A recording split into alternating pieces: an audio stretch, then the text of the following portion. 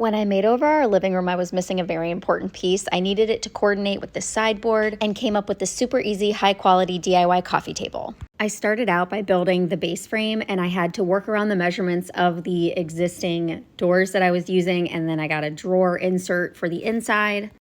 I should rewind for a second. I mainly used 2x2s for the frame, but I also used some scrap wood for some of the brackets, and I did stain it prior to assembling it, and I just used an oil-based dark walnut stain. Once all the pieces were cut and stained, I started to assemble. I used glue and screws at each of the seams. Corner clamps would have been smart to make this whole process more efficient, but sometimes when you're in the moment, you just go for it, even if you don't have the right tools. I had gotten a drawer insert for the coffee table. You could do this from scratch if you wanted to. I had not built a drawer before, so this was the easier option for me. I made sure to do it at the framing stage. I added brackets along the bottom because that's where the drawer mounted. Once the drawer was figured out, I then finished assembling the rest of my frame. I used 1x3s for the vertical pieces. Again, I just use scrap wood. That's what I had. 2x2s or even 2x4s probably would have been better, but these have held up great. I installed the drawer before adding the cabinet doors on all sides. To keep it easy, I used a butcher block top. They come in a variety of sizes and it's really nice quality and they stain well. I added the drawer back in, and to attach the top, I screwed in from underneath so that there are no holes in the top of the coffee table.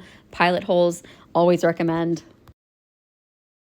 When I say they stain well, there is a top and a bottom to a butcher block, so make sure you're staining the top. The underneath portion can be streaky, and using a pre-stain wood conditioner is always a good idea to help make the stain look as uniform as possible. I used the same oil-based dark walnut stain that I used on the frame, and I made sure to seal it with a polyacrylic multiple times. You sand in between each coat, and you can do as many coats as you want.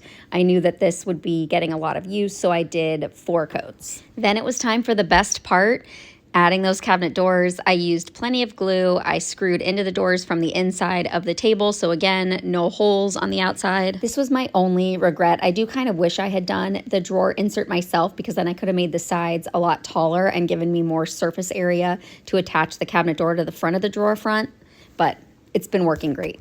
I did add a couple of baskets for the blankets that we store in there, and a motion sensor battery operated light just for a little something extra so we can see in the dark. And that's it. We could not be happier with how it turned out. The color is perfect, it's durable, it's held up over time, and gets a ton of use.